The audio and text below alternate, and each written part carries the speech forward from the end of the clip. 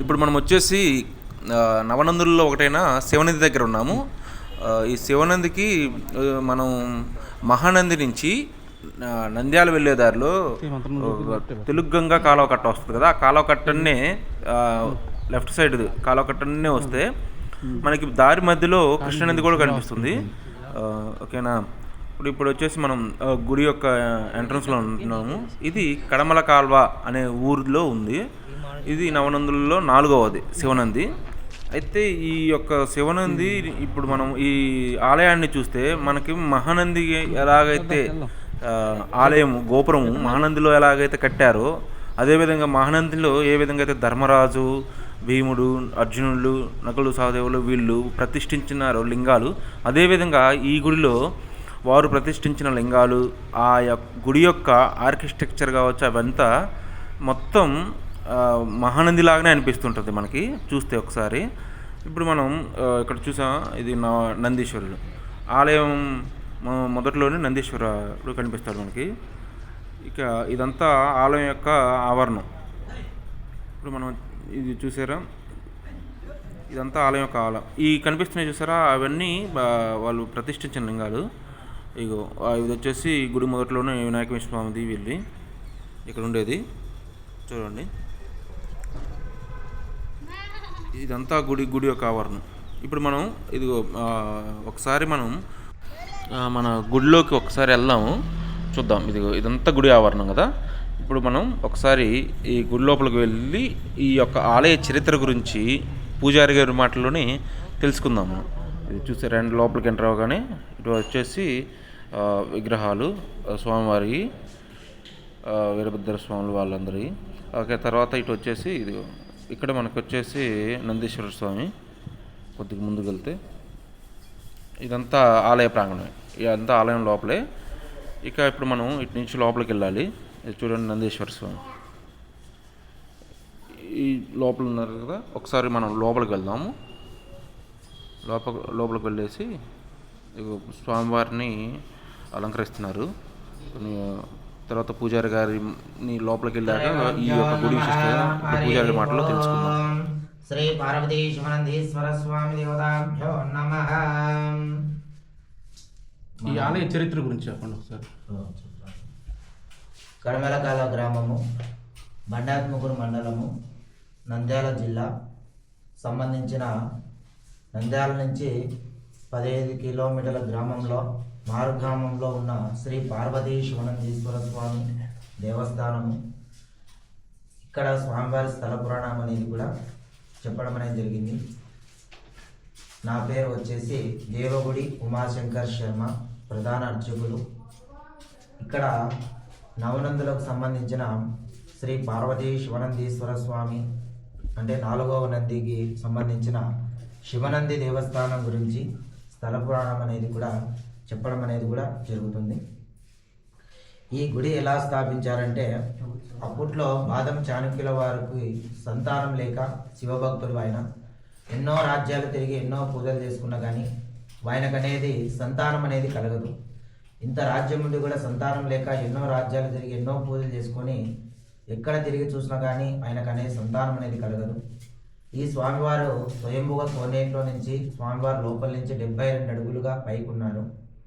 ఈయన ఏదో ఒక రూపంలో అనేది బయటికి రావాలని ఆయన కూడా చాలా తపన పడి ఆ బాదం చాణక్యుల వారికి సంతానం లేక ఎన్నో రాజ్యాలు తిరిగి ఎన్నో పూజలు చేసుకున్నా కానీ ఆయనకు సంతానం కలగక స్వామివారిని ధ్యానం చేసుకుంటూ అలా నిద్రపోతుండగా బాధతో చాలా బాధపడుతూ నిద్రపోతుండగా స్వామివారి అనే బాధను చూసిన ఆయన స్వప్నంలోకి వెళ్ళి చెప్తారు, పలానా చోట నేను కోనేట్లో వెలుస్తాను, నా అడుగులు వచ్చేసి 72 అడుగులు, ఇక్కడ గుడి కట్టిస్తే మీకు సంతానం అనేది కలుగుతుందని చెప్పి చెప్తారు.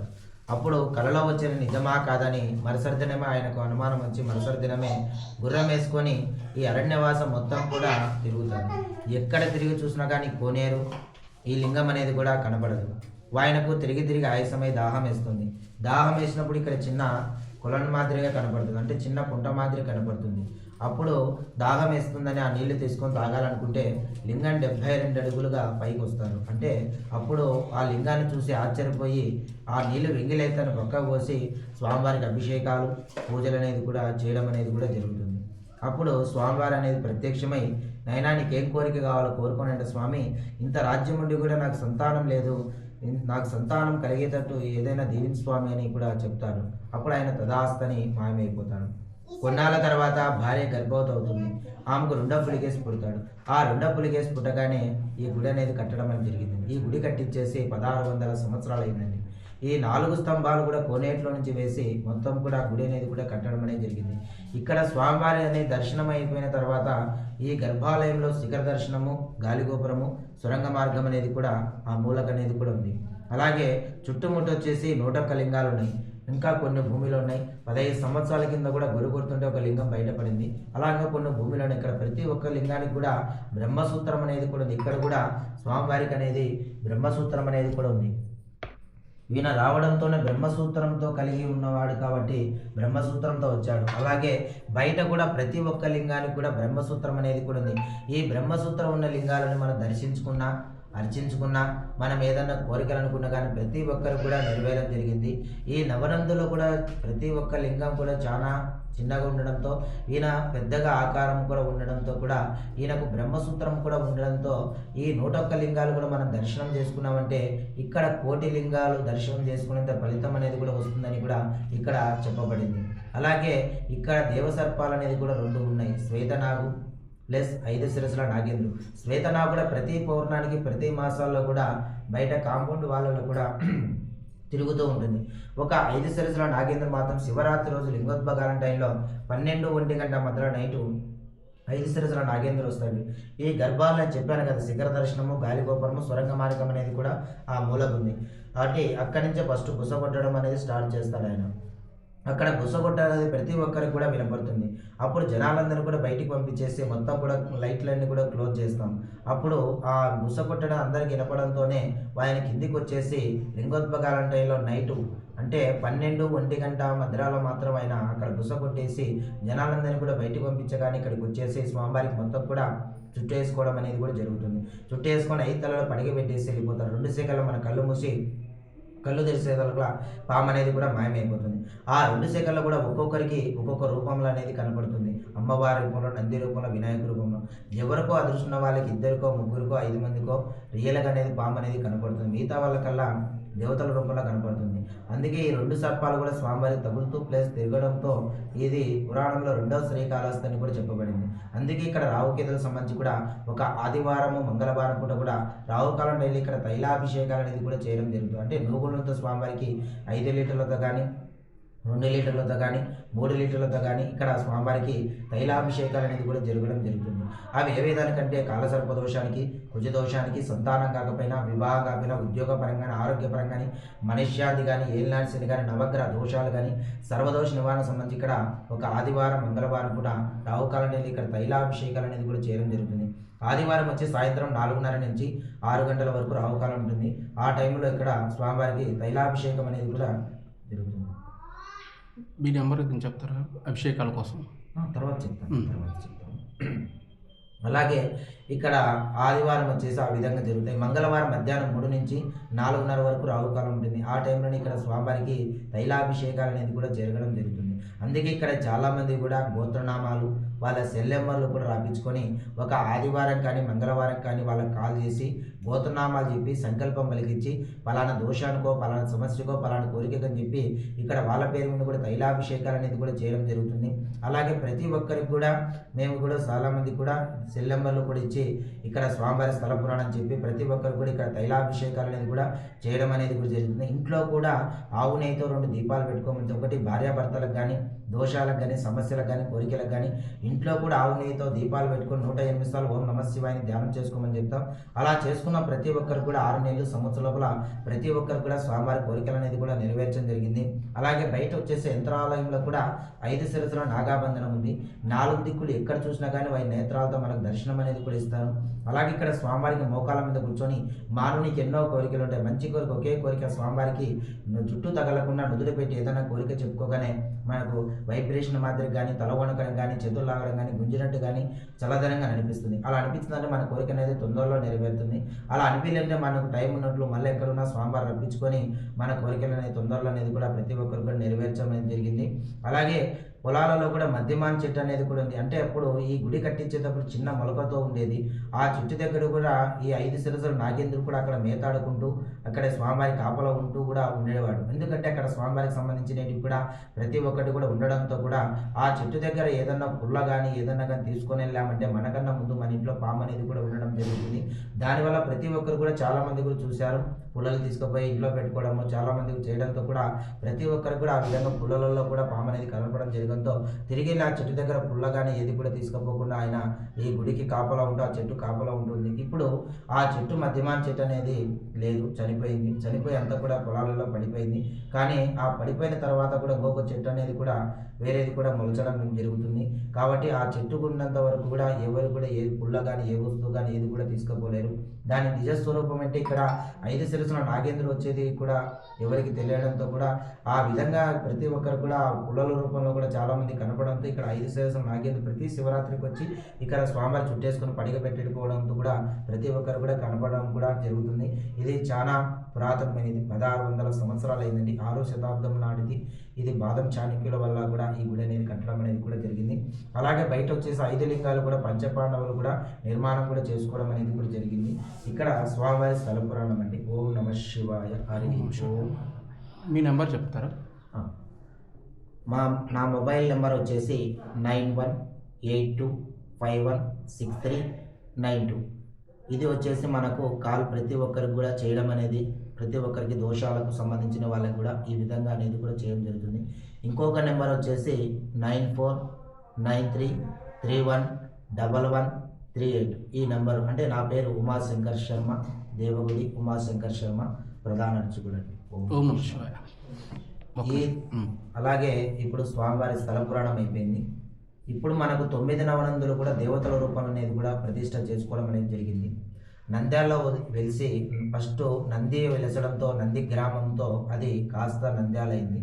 ఆ నంది గ్రామం ఉండడంతోనే ఇక్కడ దేవతల రూపంలో కూడా ఈ 9 నవనందులు కూడా దర్శనం చేసుకోవాలి, ఒక కాశీకి వెళితే ఫలితం రావాలి, ఒక భూమండల ప్రదక్షిణ చేసిన ఫలితం కూడా రావాలని కూడా అందరూ కూడా అనుకోవడంతో ఈ దేవతల రూపంలో అనేది కూడా జరగడం అనేది జరుగుతుంది. ఈ ప్రథమ నంది వచ్చేసి లక్ష్మీ గణపతులు ఇక్కడ పూజ చేసుకొని అక్కడ నంద్యాలలో ప్రథమ నంది లక్ష్మీ గణపతులు పూజ చేసుకొని అక్కడ ప్రథమ నందిగా ప్రతిష్ట చేసుకున్నారు. నాగనంది నాగేంద్రుడు, సోమనంది చంద్రుడు. ఈయన స్వయంభుగా కోనేటిలో నుంచి స్వామివారు వచ్చారు కాబట్టి ఈయన సొంత పేరు శివనంది అని వచ్చింది. విష్ణునందన్న కృష్ణనందన్న ఒకటే. అక్కడ కృష్ణుడు పూజ చేసుకొని అక్కడ కృష్ణనందిగా ప్రతిష్ట అనేది జరిగింది. అలాగే మహానంది కూడా ఎలా వెలిసిందంటే నందల మహారాజులు గోవులు అనేది ఎక్కువ ఉండడంతో ఆ నందల మహారాజులు గోవులు రోజు కూడా కొండకు వెళ్ళి మేతాడి ఇంటికి వచ్చేసి ఒక దూడకు పాలు లేవని అడగడంతో అక్కడ ఆయనకు అనుమానం వచ్చేసి ఆ మేతగాన్ని అడగడంతో ఆయన చెప్తాడు ఒక పుట్టలో పాలు పడుతుందని. మరుసటి దినం ఆయనకు అనుమానం వచ్చినప్పుడు వెళ్ళి అదే పుట్ట దగ్గర చెట్టు మీద పోయి కూర్చొని ఉంటాడు. అదే టయానికి ఆవు వచ్చేసి ఆ పుట్టలో పాలు పడుతుంటుంది. అప్పుడు ఆయన చెట్టు మీద కిందికి దిగానే ఆ ఆకుల శబ్దానికి బెదిరి ఆవు అనేది పుట్ట తొక్కేసడంతో శివబాలుడు అనేది ప్రత్యక్షం అవుతారు. ఈ 9 నవనందులు ఏదో ఒక రూపంలో రావాలి అని కూడా ఆ శివబాలుడు ప్రత్యక్షమై ఆ విధంగా చెప్తారు. ఇక్కడ మహానందికి సంబంధించిన 3 గుండాలు ఏర్పడతాయి. అంటే బ్రహ్మ విష్ణు మహేశ్వరులకు సంబంధించిన 3 కోనేరులు అలాగే ఏర్పడతాయి. ఈ 9 నవనందులకు కూడా ఆయన మహానంది పుణ్యక్షేత్రంగా మారుతుందని చెప్పి ఆయన అక్కడ గుడి కట్టించమని చెప్పి అదృశ్యమై అయిపోతారు. అక్కడ మహానంది పుణ్యక్షేత్రంగా మారుతుంది. వినాయక నంది వినాయకుడు, గరుడు నంది గరుత్మంతుడు, సూర్యనంది సూర్యుడు. ఈ 9 నవనందులు కూడా దేవతల రూపంలో అనేది ప్రతిష్ట అనేది కూడా చేసుకోవడం అనేది జరిగింది.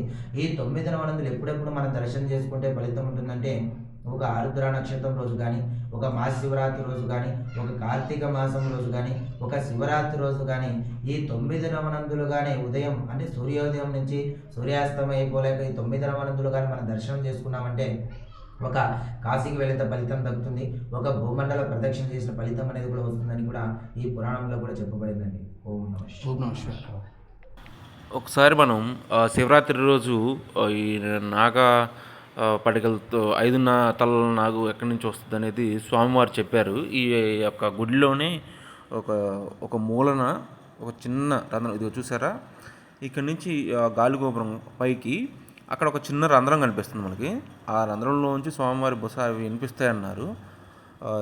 అది తర్వాత వచ్చేసి మనం ఇక్కడ కింద చూస్తున్నాం. ఈ స్వామివారికి అభిషేకం చేసిన నీళ్ళు మొత్తం స్వామివారి కింద పెద్ద కోనేరు ఉందంట. ఈ రాయి కనిపిస్తుంది చూసారా, ఈ రాయి కింద పెద్ద కోనేరు అయితే ఉందంట. అక్కడ అభిషేకం చేసిన నీళ్ళు మొత్తం ఆ కోనేరులోకి పోతాయని చెప్పేసి ఇక్కడ వీళ్ళు ఎదుగో చెప్తున్నారు. ఆ కోనేరు అనేది ఇప్పటికీ ఆ రాయితో అడ్డం పెట్టేసేసారంట. తర్వాత వచ్చేసి ఇక్కడ ఈ గుళ్ళో నాగబంధన అనేది ఉందంట. ఆ పైన చూపిస్తున్నారు చూసారా, ఇదంతా నాగబంధన. చూడండి మనకి ఎలా కనిపిస్తుందో.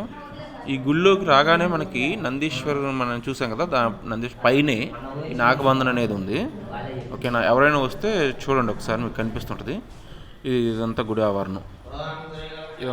ఇదంతా ఒకసారి మనం ఈ గుడి ఆవరణం అయిపోయింది కదా, ఒకసారి మనం బయటికి వెళ్ళేసి గుడిని మొత్తం పైన ఉన్న ఆ కట్టడాన్ని ఒకసారి మనం పై వ్యూ అనేది ఒకసారి చూద్దాం. గుడి చుట్టూ ఈ మనకి పక్కన కనిపిస్తున్నాయి చూసారా, ఇవన్నీ స్వామివారి లింగాలే. మనకి మహానందిలో దర్శనం అయిపోయినాక బయటకు వస్తుంటే వినాయక నంది దగ్గరికి వెళ్ళేటప్పుడు పక్కనే నిలబెట్టి ఉంటాయి. సో సేమ్ అలానే ఇక్కడ కూడా ఈ నందులు ఈ యొక్క స్వామివారి ఏంటంటే రూపాలని ఇలా రాళ్ళ మీద ఇలా పక్కనే పెట్టేసి ఉంచుతారు. మొత్తం మీరు మహానందిలో ఏదైతే మనం చూస్తామో అదే విధంగా ఇక్కడ అనిపిస్తుంటుంది. ఒక స్వామివారి రూపాలు తప్ప మిగతా గుడి స్ట్రక్చర్ కావచ్చు, మిగతా ఏదైనా కావచ్చు, ఇదంతా అలానే అనిపిస్తుంటుంది. ఓకేనా ఫ్రెండ్స్, మరి ఈరోజు మనం చూసింది శివనంది నవనందుల్లో ఒకటి. ఓకే ఫ్రెండ్స్, మరి మనం నెక్స్ట్ వీడియోలో కృష్ణనంది గురించి చెప్పుకుందాం. ఓకే, ప్లీజ్ సబ్స్క్రైబ్ చేయండి. Thank you friends.